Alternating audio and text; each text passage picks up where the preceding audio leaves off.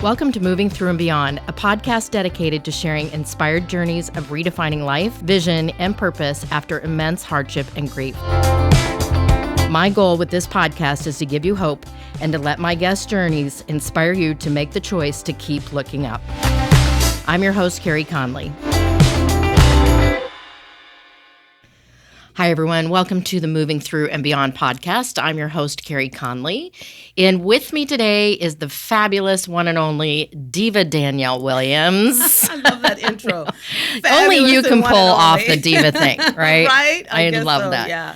So Danielle and I met, I don't know, a couple of years ago, 3-4 years ago now, both speaking at a local women's networking group and learned a lot about your story, which is why I wanted to have you here. Right. You're kind of a local celebrity yourself, too, former broadcast journalist here. Yeah. TV time. Stand-up comic. Yes. Yes. MC a lot of charity events, corporate events. That's so cool. I love it. You meet the nicest people. Yeah. Well, I think that's probably because of you, what you attract. Because you are truly one of the most fun people around. Oh, thanks. Yeah. I'm glad you like that. Yeah. It's good. Yeah. So I appreciate you being here. And, you know, I told you about this podcast.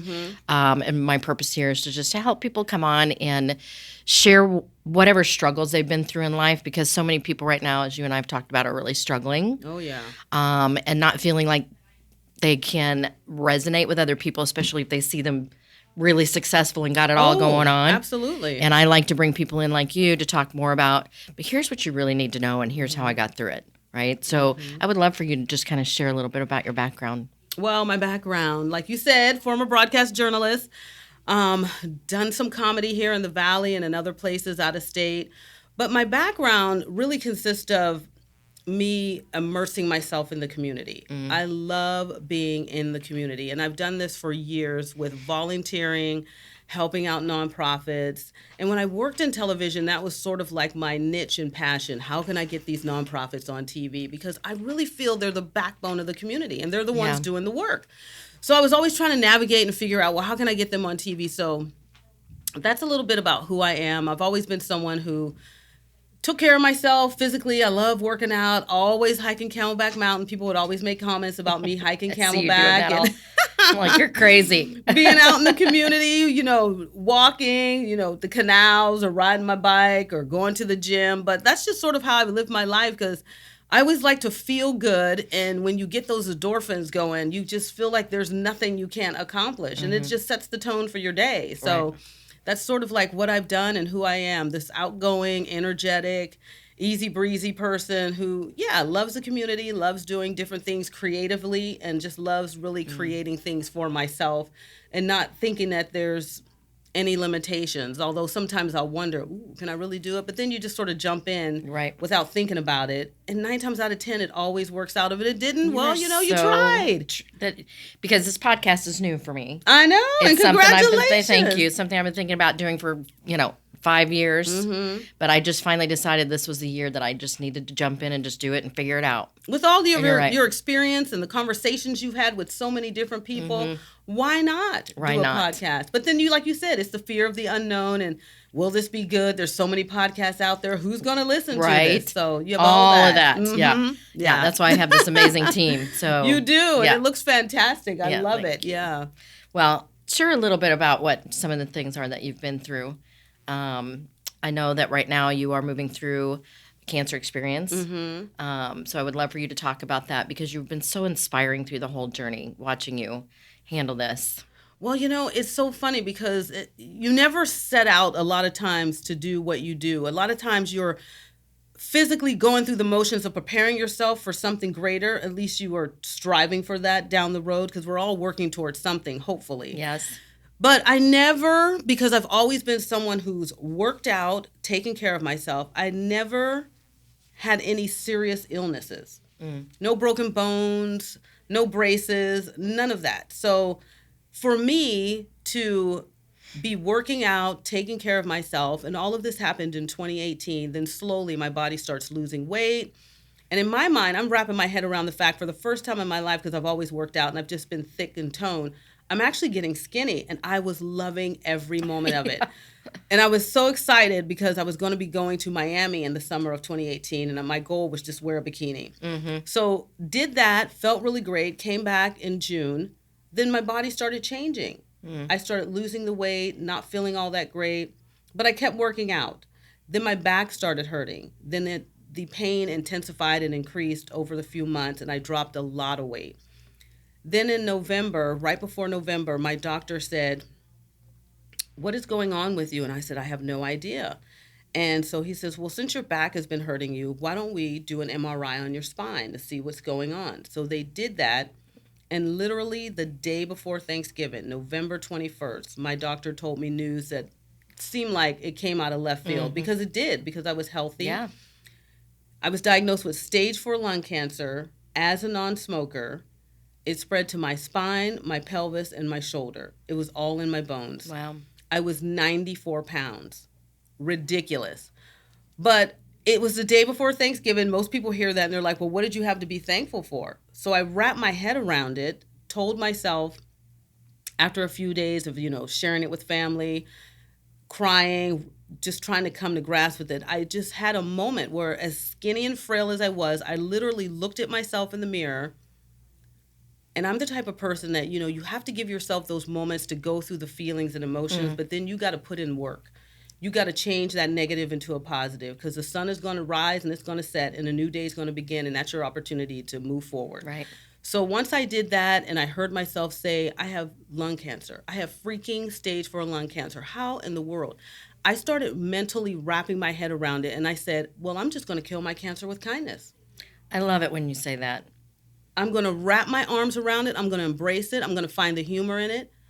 And I'm going to take it one day at a time like I do everything else, but physically and mentally, I'm going to live my life as though I don't have it, regardless of how much pain, how uncomfortable, because I knew if I pushed forward with some sense of normalcy, then it wouldn't be as daunting as it could be for me. And then so that's what I did. And I just decided that, because on the time I was on TV and people started seeing me getting thin, and then I made the announcement that I had the lung cancer. And then my career had came to an end because I had to heal. I had to get radiation, chemotherapy, surgery on my spine. There was a lot of stuff, biopsies on my lungs. There was a lot of stuff that I had to go through to build myself back up. But I just kept taking it one day at a time. And then I started sharing everything and every element of it on social media through Facebook Live, Instagram videos, so people could see a different side of what it's really like to go through cancer. Right. Especially from someone who's never smoked, who always worked out. People were like, how can this be? You're always on Camelback Mountain. Yeah. I don't drink alcohol. I don't drink coffee. I always took really good care of myself. It was like an oxymoron, the weirdest thing. But then I started thinking, well, if I got it, then somebody else has had to have it. Let's start a conversation. Let's see what we can do to make this a positive thing. And then I kept thinking, well, I had to have gotten it for a reason, so that must mean that something bigger and better is going to come my way. And this is just for me to go through something so hard and obscure to really see the good on the outside. And I equated it to hiking Camelback. The first time I started, it was so daunting. I was like, there is no way I'm going to get to the top. But one foot in front of the other, strength over time truly equals to power. And when you get to the top of Camelback, everything that you felt leading up to getting to that top, mentally, your body begins to wash it away, because the view and your reward of your effort overtakes everything, and it's the most beautiful thing you can encompass. So that's how I thought of my cancer. I said, well, I'm going to take it one day at a time, and the reward is going to be this amazing outcome of something bigger, grander, that I've been preparing myself for, and I'm going to get to it. And all this pain that I'm feeling, I'm not going to feel anymore, because I'm going to see something I've never seen before and embark on it, because I'm putting in the work through positivity and every day really living like I don't have it. You have made so many really good points for people who are going through this, or maybe they know somebody, talking about how first you just had to kind of process the information, right? Second, you made a choice. Yes. And everybody that I've interviewed thus far, Danielle, they all have described a fork in the road in their life where they came to, I could go this way or I could go this way. Right. And you made a choice, like all of them, to choose to see it in a whole different way, with positivity, with just taking it one day at a time. But really love how you're talking about the visualization because that's my jam. Right? I know your eyes were like lighting up as I was describing. I'm all it, about the about vision it. and getting people to look beyond where they are right now. Yes. Because you truly, and I've started reading a lot about this, how people can really heal themselves with the power of their thoughts. Oh, absolutely. Yeah. My doctor was telling me when I was going through this, he says, Danielle, you don't understand. He goes, you are an oncologist's dream. He goes, because we live for the results that we are seeing from you, because you not only pushed yourself, but everything you said and manifest is coming true in your life for you. Yes, you had to go through all of this crazy stuff with the therapies, the radiation, the surgery on your spine. But every time I would go, like when I went to go get my port put in my chest so I could receive the medication, my doctor was a female, and I was so proud of her because all of her estheticians and different nurses that were coming in were all men. So they were all under her. And we had such a good time. So I had my phone with me. We took some pictures. And I told her, I says, okay, now you're going to put this port in my chest. I said, I only have one request. And she goes, what's that? Because she goes, I do this every day. And it becomes so routine. I said, well, you haven't had a day with Diva. So it's not going to be the norm. So I said, well, when you put it in my chest, I want you to, first of all, I want it to be pink. Second of all, can you bling it out? Third, can you put some pheromones on it that will attract a man? That's all I'm asking. And she was like, oh, my goodness, you are crazy. So it was just, doing something different, making their day, having fun with it. Then it puts them at ease, and it takes away from the routine of something that they do and the sad sometimes stories that they hear as to why they're putting a port in someone's chest, because 9 times out of 10 it's for chemotherapy or it's for some kind of medication because someone has dialysis or some kind of serious disease going on and they need it. So it was just fun, and they had fun with it. And then it became this norm. Every time I would go to the different facilities, they'd be like, Diva's here. And I would always wear a dress and heels. And sometimes I couldn't wear my heels, so I would bring them and put them next to me. And my doctor would go, where are you going with those high heel shoes? I says, well, they make me feel good, so I'm putting them next to me because they're a visual aid to say, you're going to get in them. And sometimes I'd put them on, and I would just stand and take a picture. He's like, you can't walk in those, because my back was still super sore. Oh, gotcha. And he was like, I said, yeah, but they make me feel good, so I'm just standing right here. Just let me have my moment. And it Somebody take a picture. Yes, what it would do for me, Yeah. And I would put on my wigs and my makeup. So the nurses started coming over, and they would go, like, we just wanted to come over and see what you were wearing today. We just wanted to see what your outfit was today that you were wearing. So it became this thing, and I started taking pictures with them. I'd do a Facebook Live, and I would, mention all the nurses and what stage I was in. And then I would always put in something positive. I would say, so today I wasn't feeling very good, and I had this, and this done. But let me tell you the positive.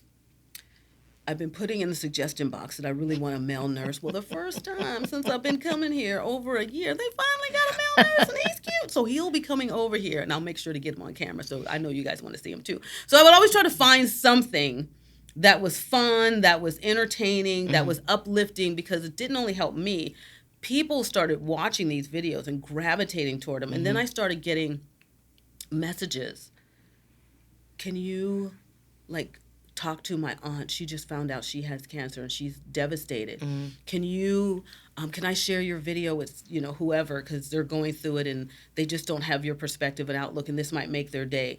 And it just became this thing. Then I started getting write-ups in magazines and medical journals, and people were contacting me, and it's just a different side, and you don't see that. And I said, well, not everybody's vocal, and a lot of people internalize it and they make it their own, and it's a private thing. And I said, well, you know what, we're all going through something, so why not share? They saw me on TV. I'm an outward person, and if I can help myself and somebody else, that's the whole point. You want to move forward. You don't want to be stuck, and I never want to be stuck, and I never wanted to be sick and sad. I still wanted to be vibrant, outgoing, and that's what I've been doing ever since I got it, and I never stopped. Truly, because I watch you. I'm one of those people. I'm like, okay, what's she up to now, right? Right. And you have to know, Danielle, how many people you are impacting. It's insane. Just being so inspirational through the whole thing. And I get a lot of those amazing. messages too, of course, because of what I've been through with my loss, right? Right. People want to know, how in the world are you doing that? Which is, again, why I started this podcast, so that you could share some of the things that helped you get through it, give advice to other people who are trying to get through it, especially people, I think, Danielle, that don't have that positive mentality. Right. It's so true. And it's not the easiest thing. And I tell people, but it's something that you really have to work on. And I've been doing this for years. So that's why I say everything that I've been doing up until the point when I got my cancer was just me sharpening my tools for this bigger, grander test. Because ultimately, coming through the cancer, and then, when I had the early stages of my cancer, for the first time in my life, I had an epiphany, and I've never had one before. And I kept hearing Oprah always talk about it, and I was like, what is it? I want to experience it. I don't know what this is. And then I had it when I was in the early stages, like a few months after being diagnosed. And I realized, I said, everything that I was doing up until this point has been preparation for me to do what I do on a bigger scale. Yes. My journalism, my involvement in the community, my outward approach, my positivity, my, infectious energy and personality is to be used on a larger scale. What is that going to look like? I don't know. But this cancer is teaching me something. And I never at any point thought that I was going to die or that it was my time. I just sort of, like I said, from the beginning, after I gave myself those few days to wrap my head around it, I just embraced it. And I said, okay, now it's time to really get to work and do what I do and just have fun with it. Yeah. And that's what I did. And so I never let it be this thing that was going to slow me down or hinder me. And I think from all the elements of me just making fun of it, like I did a whole video on constipation because I was like, these pills really mess you up. And you never know in the medicine what it's going to do to your frail little system. It's working, but at the same time, it's a toxic cocktail. It's also killing you, but it's constipating you. So it's really hard. And so I just would explain and talk about every aspect of it, which made it more relatable to a lot of people who found it hurtful, private, degrading, frustrating. And then it's true. You never know who's watching your videos and the impact you have. And I would put these videos on YouTube and other social media platforms. And I had a young lady named Angie who was living in Switzerland with her husband and 2 kids. And she had lung cancer, never smoked. She was a young African-American woman. They were doing all these different things for her. And she started coming back around. Like her body started responding, feeling good. Then, like the doctor says, these cells have a way of morphing. So what they did is they put her on different medications. It was working for a while. Then after about a year or so, the cells regenerated and they went to a different part of her body. So then it spread and it got worse. And unfortunately, Angie passed away. But in the course of our connecting through my YouTube videos, her reaching out to introduce herself to me, we did Zoom meetings. We did, Facebook Messenger meetings, and we'd just chit-chat and talk. She would always chime in on my stuff I posted on social media. I would chime in on her stuff. And we had a friendship and a bond. And she was just so happy to see another African-American going through the same thing she was going through and who could relate to the medication, the lingo that the doctors were saying, that feeling of, loneliness. And so I would give her just tips on things that I would do. And, number one, just having a great support system, being able to have your family and friends and others rally around you. But ultimately, I would tell her, I said, you have to remember everything starts with you. You are in charge of that vessel that is your body. So you mentally have to wake up and be your champion and cheerleader and say, today, no matter how much pain I'm going to be in, is going to be a good day. And here's why. Because I'm going to find one good thing out of all this nasty medicine that I'm receiving to focus on that's really going to take me where I need to be to get out of this funk.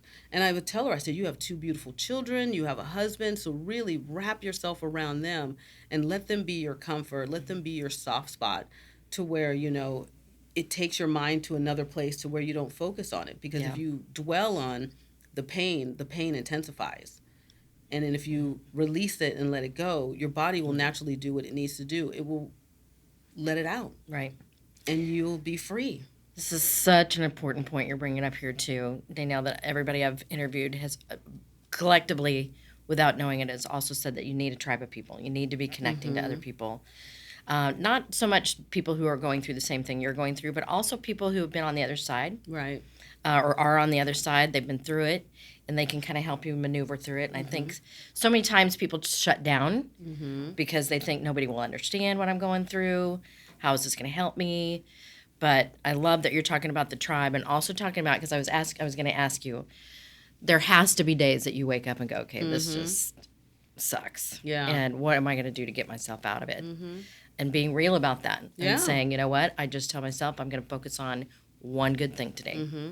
And then some of those days, I would literally just let my body have that moment, because you got to give in at some point. So there are days where I would just let my body have those moments, and I wouldn't take a shower. I'd still be in my pajamas. I'd be in the house.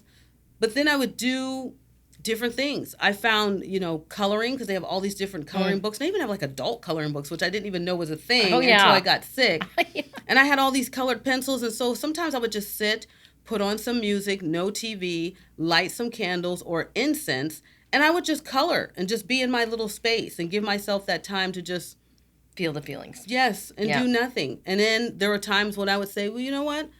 I'm just, in a funk today, and so I'm going to do something like bake, and I would bake, or I would just sit on the phone and talk to people, or I would, just text, and then other times I would be on the computer, and I would just look at stuff.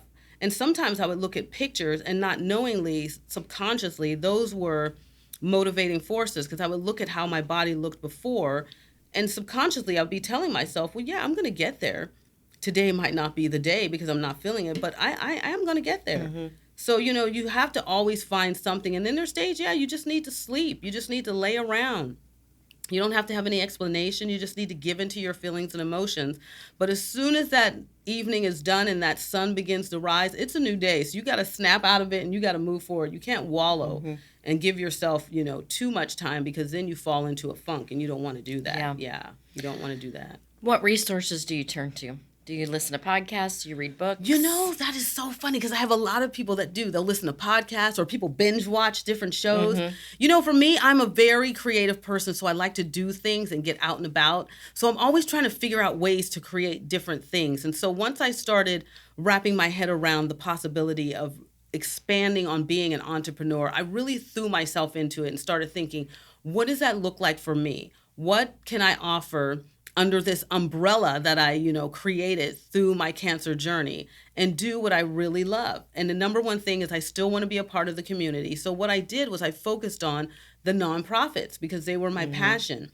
And I created a talk show on YouTube called Community Link AZ, where I was going to link individuals in the community to know about these nonprofits as the benefit of a resource, because that's exactly what they are. Yeah. So I created a talk show because I got to do what I enjoyed doing, interviewing people, having a conversation. And I would bring in these different nonprofits, and they would just share who they were. It was their platform. I was just there to facilitate. And they would share who they were, what they had going on in the community, and how people can support them. And then I would go volunteer. And then I tell you, it would get me out of my headspace. I would learn new things. I would have great conversations. And then I just kept growing and getting better at what it is I initially wanted to do as an entrepreneur. So that was my thing. Keep immersing myself in the community, keep creating things for myself. And one thing led to another. And I kept sharing my cancer story with different entities, and so I slowly started building the blocks for my business, but it ultimately started with the talk show and just staying involved with the community. I had a sister-in-law years ago. They got divorced. Mm-hmm. They had a 2-year-old. And she said something to me once that I've never forgotten. She threw herself into doing the same thing, doing a lot of volunteering. Yeah. And she said, Carey, I just had to get around other people that had it worse than I do, to remind myself how truly blessed I am. Mm-hmm. I thought that was so great. Mm-hmm. You do, because somebody's always going through something, and that's the journalist in me. Everybody always has a story. And so through your connections of volunteering, giving of yourself, giving of your time, you meet these incredible people who have come, literally, some of them, from the bottom. And are struggling, scraping by. And here I was like, I still have my apartment. I still have my wigs. I still have my makeup, my shoes. I said I can get dressed up. I can still go places and do things. I just happen to have cancer. But then you have these individuals who don't have a home, don't have a car, don't have any support system of friends and family they can fall back on, and are literally just getting through with the stuff on their backs. But they come to volunteer. They meet people. They learn a skill set. And they're putting themselves in position to get out of that rut. And when they share what they're going through, there's nothing you can't go through. You're like, well, I'm just going to go get treatment tomorrow, but I can still lay my head in my own bed. I can still take a shower. So you have a lot to be thankful for, and it puts everything into perspective. Yep. So that's one of the number one things I always encourage, even to entrepreneurs. And I just did a speaking engagement at Gateway Community College. I said, as an entrepreneur, you're going to want to volunteer in the community because it gets you out of your own headspace. You have wonderful conversations. And through those conversations, you sharpen your skill set and you learn creative things that you can apply to your business as an entrepreneur. And it really does help you. Yes, it does. Gratitude, huge. It is. Huge you have healer. to be thankful. Yes. I remember just some days really having to work on that. Oh, yeah. Everything is a work in progress. Just, okay, I got to focus on what, Yes, you do. Yeah. Everything is a work in progress. And I tell people it's not rocket science. We're all human. And you have to be able to live those peaks and valleys because your life is a roller coaster. It goes up, it goes down, then it plateaus a little bit. Then you reinvent yourself and you're up again, you're down. But the willingness and the determination and the fire within you to see yourself better than you were before as you're coming through something is that hike up Camelback Mountain. To when you get to the top, the reward is I made it. And all that pain, that frustration, those tears, you don't even remember that when you're at the top because all you can see is that beautiful view and you're taking the deep breath in. You're so thankful that you made it and you're appreciative. So this is why I do the vision work I do because I get people to see further out beyond where they are right now. And sometimes that's a difficult thing because can only see like a little bit and they can't see that big picture or that even that little glimmer of light because some people have gone through some incredible tragic things, including yourself, but you get it. And so when you can show people from your experience, I think that speaks even bigger than volumes. It's an eye opener to where people dig deeper within themselves to say, okay, if Carey can do it and she's still standing, this little itty petite woman, then I can definitely get through. And you give them those pillars and you keep, I tell people you always have to stop and reflect and pat yourself on the back and cherish the accomplishments of how far you really have come because it's not easy. Well, and like you said, and I'm a big believer in this too, there's a purpose for everything. There is. Like I wrote over 30 years ago when I wrote my first vision of what I wanted my life to look like, for the first time ever, I wrote that someday I wanted to teach other people about the importance of vision and goal setting. No idea. Then I had no idea where that came from. Now I know. Because every piece of my journey has been leading me up to where I am right now. And like you, God knew what was coming, was getting me prepared. And now using, what I've been through to help people get through their stuff too. And so where are you at in the journey now? Tell us a little, just quickly where you're at. Well, now I'm actually owner of my own business. And since everybody always calls me Diva, and when I got sick, I hashtagged everything Diva Strong because I was going to get through it, and I did. I am at a point where I still do get treatments. I take pills every day, but I feel amazing because I continue to work out and take care of myself. But I created my own business. It's called Diva Strong Media, LLC. And what I do is I continue to do what I've always done. I MC corporate events for different individuals, companies, nonprofits, for their galas and fundraisers. And I have a public speaking workshop that I created in 2017 when I was working with nonprofits that had kids. And then I got college credit for it and was able to teach it at Peoria Elementary School in 2018. And so I just sort of revamped it, and I've been working with individuals. I worked with a motivational speaker and author who wrote his first book and was getting out on the circuit. I've worked with some educational institutions, and so it's been a lot of fun just sort of building the client base and getting back out there doing that. And then people hire me to be a motivational speaker, and I share my cancer journey of how I've overcome my sour life lemon and turned it into sweet lemonade, and just the things I've learned along the way to help me as an entrepreneur build my business. And it's been great, and everything has been what I've done leading up to it, and I'm just doing it on a larger scale. So I still immerse myself in the community, still volunteer, still connect with those nonprofits, and then I use that as part of my business and my business model. So it's been working. So amazing. Well, thank you. So last question, just one last piece of advice for people maybe going through what you're going through, or they know somebody who is going through this. What would you tell them, and where would you tell them to find their peace in the middle of all this? Well, the one thing that I always try to wrap my head around, because going through this process, you will make friends, and unfortunately there will be some that pass away due to cancer, because it still is, in this day and age, a beast that doctors are still trying to navigate and figure out, but they have come very far with technology and the advancement of medical science. But you can never compare yourself to somebody else and say, why is that person gone and I'm still here? Because you have no control over that. All you can do is put forth the effort to take care of yourself, take your medicine, remain positive, stay focused. That just means that there is still work for you to do. God has a different plan for you. So cherish it. Look at it as something special. And keep doing what you're doing until you can no longer do it. And then when your time is up and it's time to expire, at least you put forth the best effort possible and you left that landmark to where people can say, we're going to just continue what this person has left behind because it's been amazing. And it's not only helped me, but it's helped this person, that person. So let's keep it going. You want to be remembered for something, but you want to also appreciate what you're doing because it's not only special to you, it's special to others. So never compare yourself to somebody else's cancer journey. As crazy as this disease is, your purpose is your purpose and it's yours alone. So you have to fulfill it until you cannot do it anymore and not put it up against anybody else's because everybody else has their own thing that they're doing and their purpose and vision is theirs. And if their time ends before yours, you wrap yourself around it, you appreciate it, and you keep moving forward. Wow. Such great advice. Thanks. Danielle, thank you so much. Oh, I'm so happy to be here. Yes. Really, so many good nuggets, and you're so inspiring. Oh, well, thanks. I appreciate it. But I didn't get here alone. It's like family, friends, and then just, the DNA makeup of your personality and you cultivating it to be the best version of yourself. That's it. I'm going to keep watching you because you inspire me so much.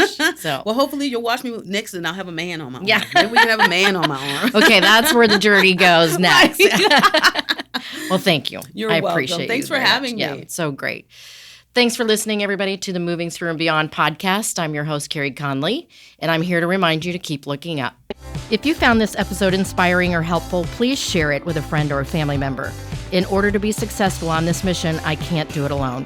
Connect with me at www.careyconley.com, and don't forget to sign up for my weekly Do It On Purpose newsletter. Let's build this life-giving vision movement together to end this epidemic, save lives, and create purpose.